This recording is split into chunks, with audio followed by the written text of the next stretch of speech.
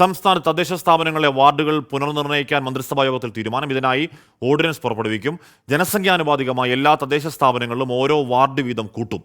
Ward വിഭജനത്തിന് സംസ്ഥാന തെരഞ്ഞെടുപ്പ് commissioner അധ്യക്ഷനായ സമിതി രൂപീകരിക്കുകയും ചെയ്യും.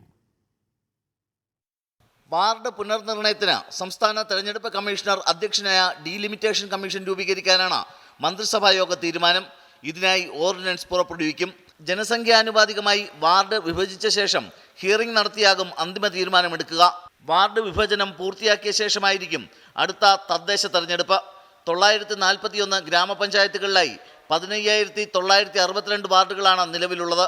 ഓർഡിനൻസ് പ്രകാരം 1300 വാർഡുകൾ പുതിയതായി രൂപീകരിക്കേണ്ടി വരും. നഗരസഭകളിലെ വാർഡുകളുടെ ആകെ എണ്ണം 3078 നിന്ന് 3205 ആകും. ഓരോ നഗരസഭയിലും വാർഡുകളുടെ കുറഞ്ഞ എണ്ണം 25 നിന്ന് 26 ആകും. കോർപ്പറേഷനുകളിലേത് കുറഞ്ഞത് 55 നിന്ന് 56ആയും പരമാവധി 100 നിന്ന് 101ആയും വർദ്ധിക്കും. ജില്ലാ പഞ്ചായത്തുകളിൽ 3311 ഡിവിഷനുകളുള്ളതിൽ 15 എണ്ണം കൂടി വർദ്ധിക്കും. എന്നാൽ തദ്ദേശഭരണ സ്ഥാപനങ്ങളുടെ എണ്ണം വർദ്ധിപ്പിക്കില്ല.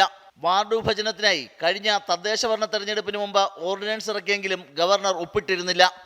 പിന്നീട് നിയമസഭ ബിൽ പാസാക്കിയെങ്കിലും കോവിഡ് വന്നതോടെ വാർഡ് വിഭജനം ഒഴിവാക്കി. ഈ ബില്ലിൽ കാര്യമായ മാറ്റം വരുത്താതെയാണ് വാർഡ് വിഭജനം പൂർത്തിയാക്കുക. 24 തിരുവനന്തപുരം.